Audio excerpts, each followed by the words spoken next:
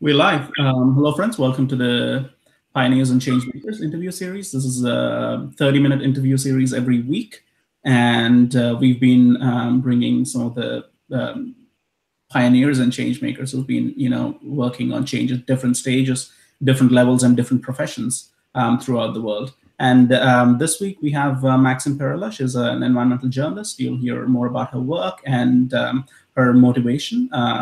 But before that, I wanted to mention that this is the third interview as part of this series, and our interview with Adam Reed got rescheduled to next week, 16 February.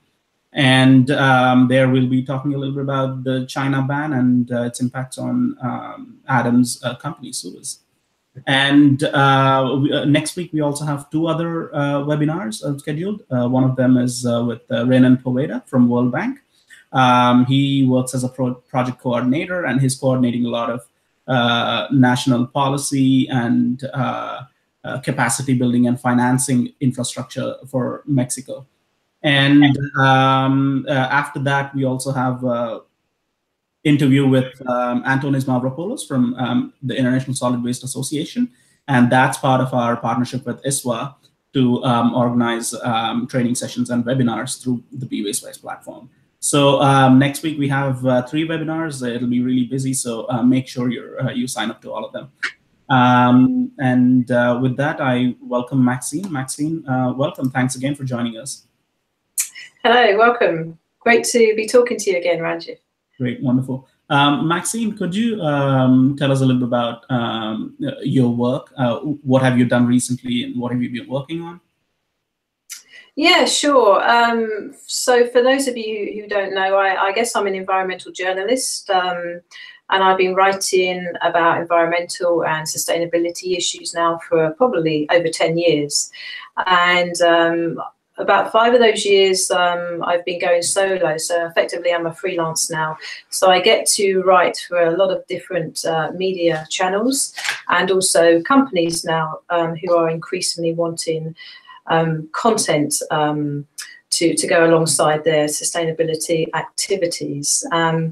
I tend to specialize, I guess, in the circular economy and the more intelligent optimization of materials and resources as part of that. But I also cover like the wider corporate sustainability agenda as well. So that could be anything from carbon, renewable energy, supply chain engagement, integrated reporting, right down to ethical business, things like modern slavery, environmental degradation as well. So quite a wide spectrum, really, I guess. Quite a lot quite a lot of things to cover as well, which is always a challenge when you're a journalist. Right. Where's most of your work these days, and in which of these concepts or topics have you done most of the work in the recent 2 years or 3 years? I'd say circular economy is definitely one of those topics that seems to have staying power. I pretty much write every week on some kind of issue related to the circular economy. And a lot of, I guess I have 2 aspects to my business. One is straightforward journalism. So you'll see my work on The Guardian, for instance. They have a sustainable business website, dedicated microsites, and also specialist B2B publications as well, like ED.net, Sustainable Brands, Ethical Corporation, who have sustainability professionals as their main audience. And then increasingly, I'm doing more corporate content writing as well for big companies to assist them in their content marketing activities. So that can be a range of things, from doing blogs for their website to more detailed things like white papers that they might want to present to either internally or to their external stakeholders. And also even, event sharing, facilitation, coming up with themes for conferences as well, all related again to the sustainability agenda. The circular economy, I've been writing about this now for 8 years, I guess, ever since I think the Ellen MacArthur Foundation kind of ran with it back in 2010 and kind of brought it into the wider, public attention, I guess. And it's got such traction that, 8 years on, I'm still writing about it, and that's really encouraging actually to see. Right. And sorry, carry on. So you mentioned staying power for circular economy. So Yes. Since I wanted to ask you about trends after that question, and staying power probably is one of the trends that we see in circular economy. Most at least there was a doubt that it would be just one of those moments which would be a recycling of some of the concepts from earlier on, and would probably fade away. There were doubts like that. So it is definitely looks like it is staying for a while. So being a journalist who listens to a lot of people as part of your job, can you tell us, what are you hearing about the trends? What are the trends that you're hearing the most about? Particularly on the circular economy? Overall. Yeah, well, I think, for the circular economy, that's an interesting one, because it started off as quite an academic, business-centric conversation. It would be a kind of an issue discussed between sustainability professionals, business leaders, and that conversation is kind of breaking out of the boardroom, if you like, or the conference circuit, and it's getting into a more consumer-facing space, which is really interesting. So a lot of the big corporations now are talking more about things like producer responsibility, fighting litter, pollution, ocean plastics, making products more durable, making services more accessible, and also more affordable to more people. And a lot of these conversations actually have circular strategies behind them. So you're noticing now a kind of a shift, I guess, of how the circular economy is being translated. So it's becoming less academic and it's becoming more relevant to people and to consumers. And that's really encouraging to see, because that's how these kind of concepts are going to scale. Aside from the circular economy, the carbon, the global decarbonisation agenda is still huge, and it always will be, especially given the Paris Agreement and the adoption of science-based targets now by a lot of big companies. And not everybody knows about science-based targets, but these require companies to make deep, deep cuts in carbon, in cutting their carbon emissions, and they're very challenging targets, and they're also evidence-based as well. So the impact of science-based targets will be interesting to follow over the next few years. But in recent months, we've just quite interestingly just seen this explosion in plastics. The whole plastics debate has now come to the fore, and it's kind of overtaken the carbon debate at the moment. And I think a lot of that is actually down to the impact of things like Blue Planet, the BBC documentary series that did such a great job in capturing very visually what's happening in the ocean with regards to this pollution and how it's affecting marine life. And because it was brought into people's living rooms in such an emotive way, I think it really captured everybody's attention. And the whole agenda now is just accelerating. And the other thing I think that's behind the whole plastics agenda is the fact that it's so relatable. Everybody can relate to plastics. We drink out of it. We unpackage consumer goods with it. We brush our teeth with it, so we touch it every day, perhaps hundreds of times. And I think it's also quite an easy thing to address through simple actions. We just, at a very basic level, need to stop dropping plastics in the street, stop littering, that kind of thing. So people can not only relate to it, but can understand what actions they can take to address it. Right. Now, to a slightly different kind of question. So, as a journalist, you play a hugely important role, in creating change or in spurring change. But when you look at the challenges, the scale of challenges, like for example, the plastics problem, or climate change and sustainability itself, when you look at the challenges, they seem so huge, and people can easily get bogged down. So, what's your motivation? Like, how do you keep going? What do you think about how do you deal with the scale of the challenges? Yeah, well, personally, I like a challenge, and so to me, a challenge is what drives my sense of purpose. There's something that always needs to be done or needs to be fixed, and things would be too easy, really, if there weren't any challenges there. So I think a challenge can be seen as quite a motivating lever on a personal level. And challenges are also really interesting as well, because they're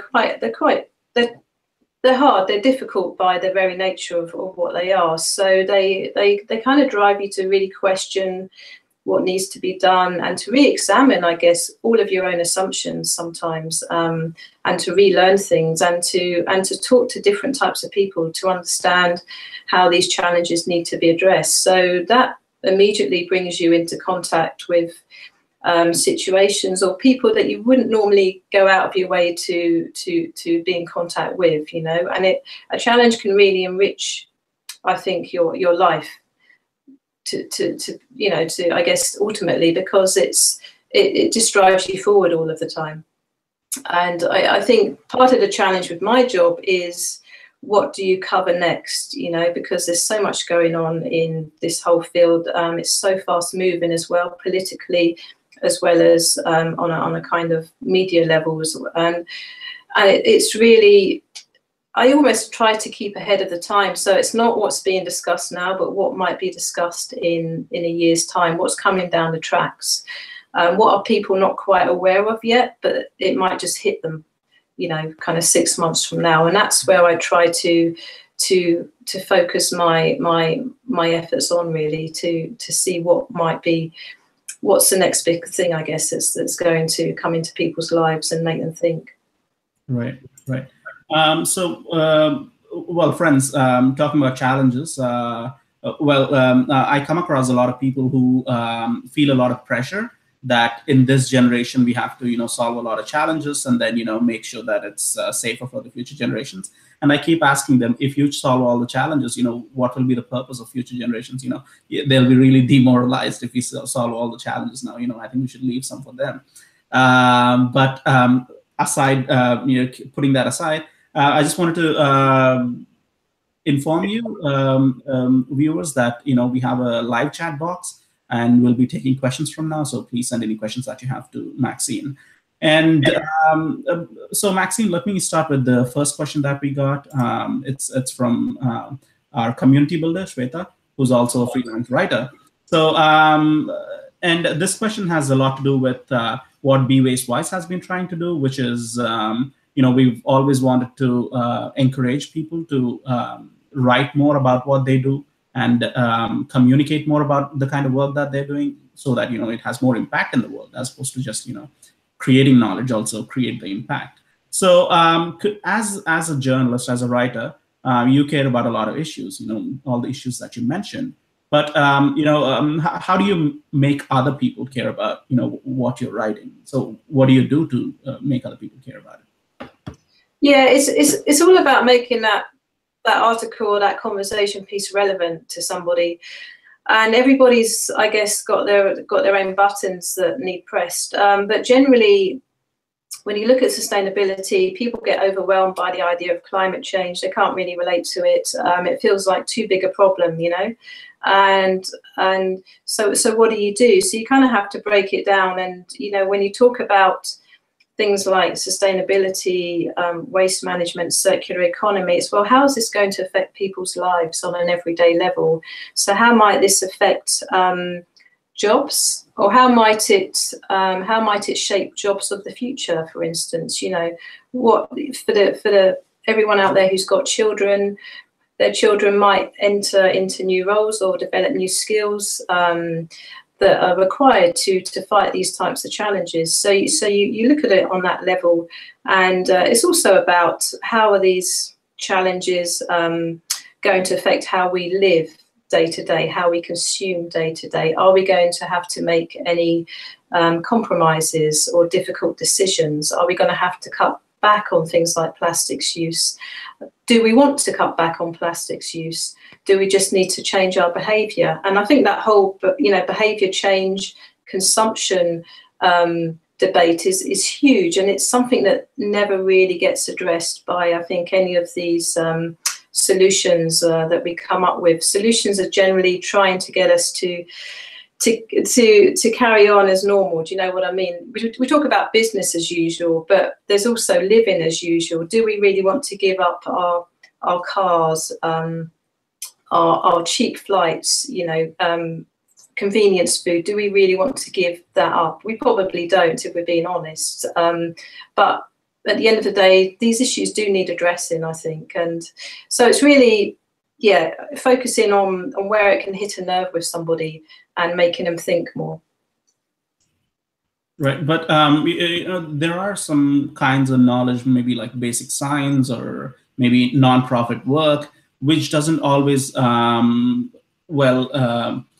where it's difficult to make that connection sometimes, to jobs, or maybe they're at a very initial stage where, the making the connection, seems like far-fetched. What do you have to say to them?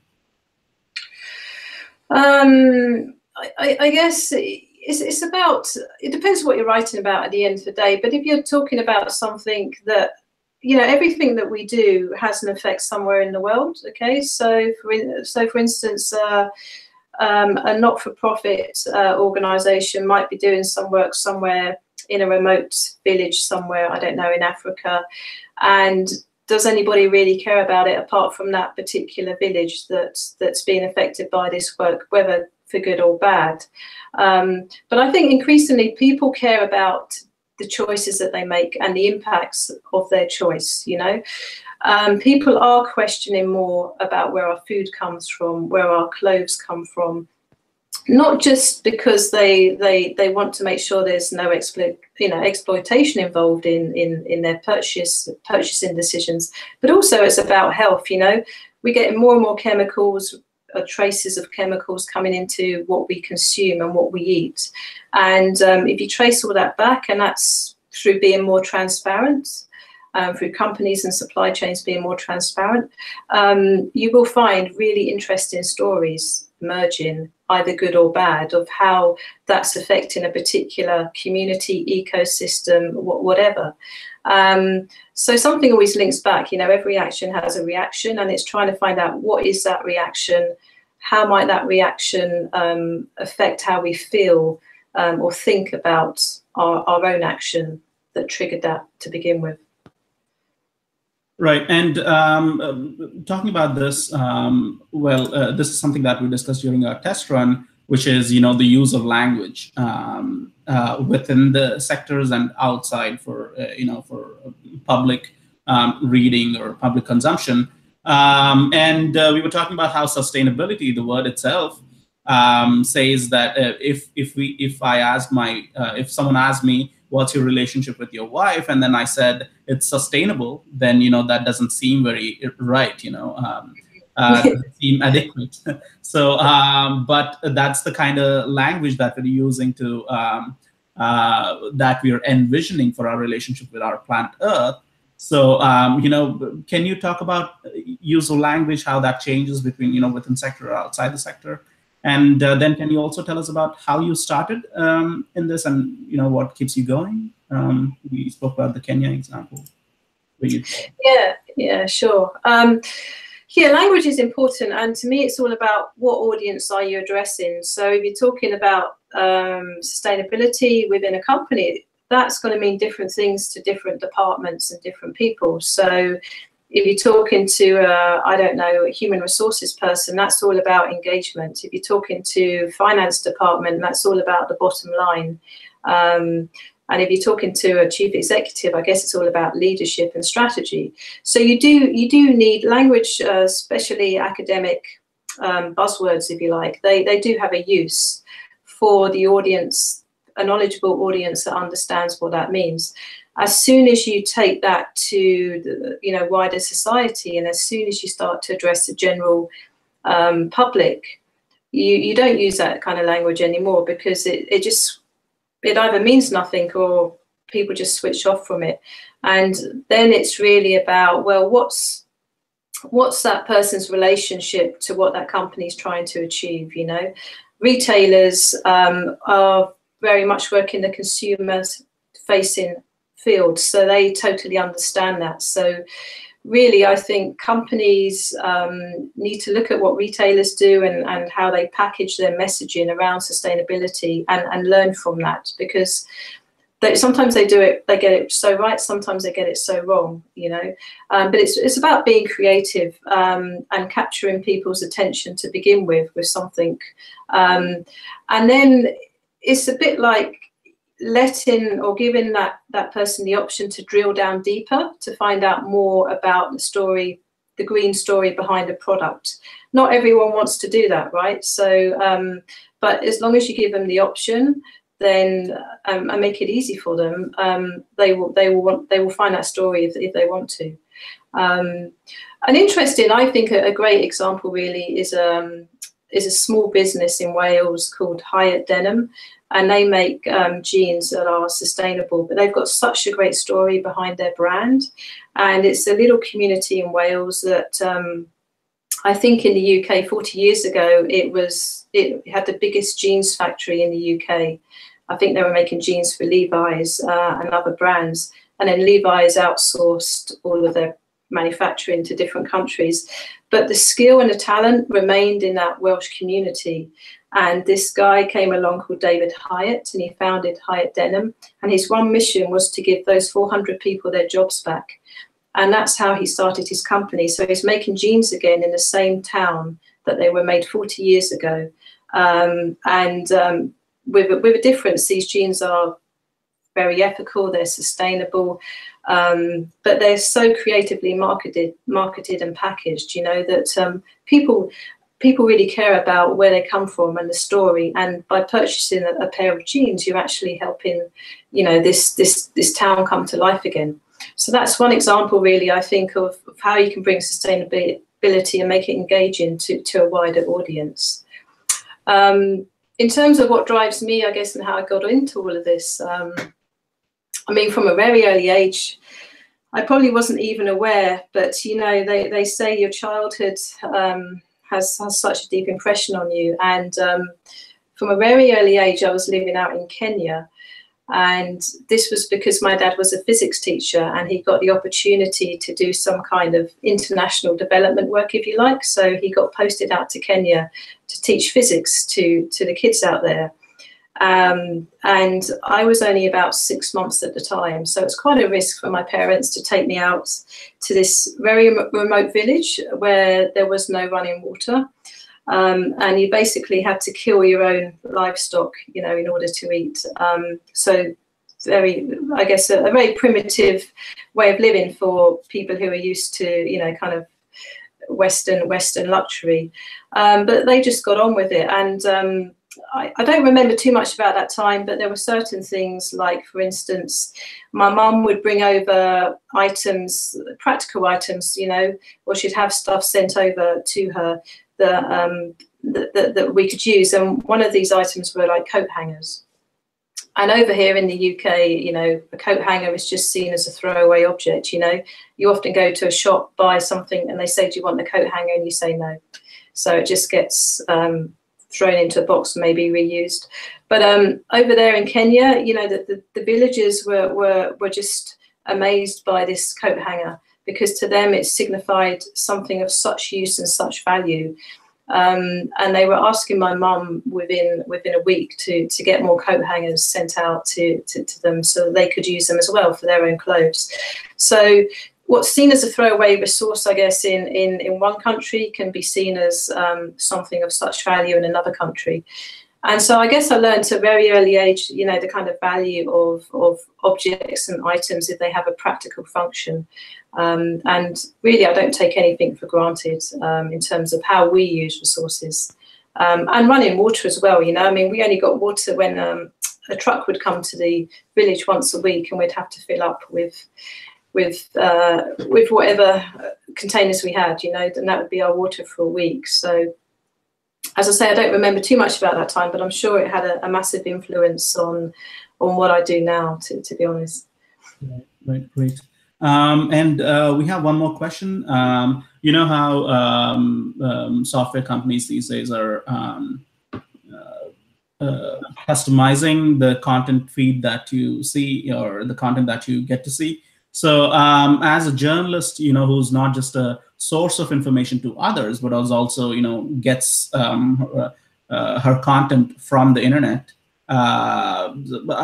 do you, fight this kind of customization? Or if not, how do you deal with it? Yeah, well, first thing, just to know, it's very annoying, I find it intensely annoying. I don't like being kind of force-fed anything. I don't know how to fight it. I guess it's just what happens now when the whole user experience online, there's all these companies and all these algorithms trying to basically match you to something, to a route to go down to either buy something or to sign up to something. For me as a journalist, it's only really through research and networking that you learn to go to sources and people that you trust for your research, and for verifying factual information. And that's all I can advise. There's so much noise out there in terms of content. It's hard to decipher what's going to be useful or valuable content to you. But if you can build up, I guess, a list of, trustworthy sources or resources and go to those first, at least you're getting the information that you need, and then if you've got time, work through that noise, or just switch off. It's a very difficult one. I think journalists who can be more creative these days and present information in different ways, particularly using multimedia, will have more chance of getting their work seen by a wider audience as well. So, look at things like podcasting, look at doing videos on your smartphone, loading them up, anything like that that has interaction, and an element of interaction as well, I think will generate traction for you. Right. So what I hear from you, what I hear from others generally is that, this kind of customization is the end of the world, etc., that kind of stuff. But then what you're saying is this is quite similar to real world experience, where, if you go through down one route, you kind of get that information a lot. So you have to make sure that you're always researching and then, trying to get to trustworthy sources and not just depend completely on one or two platforms, if we could say that. But after this, I'll ask you for your final thoughts. We have just 2 minutes to go.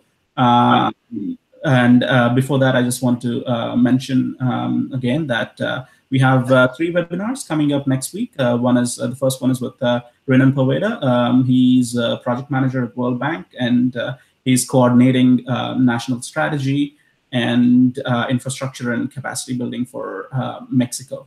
And after that, we have an interview with Antonis Mavropoulos on China ban on recyclables, and that's part of our partnership with ISWA to organize their webinars and training sessions on Be Waste Wise. And after that, we have the rescheduled interview of Adam Reed. He'll be talking about his role in change, and also about the impact of China ban on Suez, his company. So with that, Maxine, do you have any final thoughts, and do you agree with what I said about the customization? Yeah, customization is, I guess, it's one of those not necessary evils. I just think it's something that we're currently having to live with, and it might not always be like that in the future. It's really, companies are just trying to find different ways to market things, I think, to you. And I think the explosion of social media has obviously has an impact there. So all I can say really is, as a journalist, you're always questioning, you're always thinking, challenging things, challenging the status quo. So I would do that, whoever you are, and go to people go to people you trust, and ask them things, ask them questions, and challenge the way that they think as well, because you'll get interesting conversations that way, and you'll get new perspectives. And then don't be afraid to kind of you know, promote these new ways of thinking or these new ways of working, because there are so many people there hungry for good information, I guess, and that is still lacking despite the explosion of content out there. Very little is useful, I would say, and very little someone could take back with them and do something with, you know. So when you find good content, get hold of the journalist or the author behind that content and basically network with them, you know, and have them on your buddies list. Well, that's my strategy. Well, you're one good journalist, so I hope you get a lot of such requests. All right. Thank you. Thank you very much, Maxine. Thanks so much, and thanks to your cat for being so quiet throughout. And yeah, so thank you again, and guys, see everyone next week.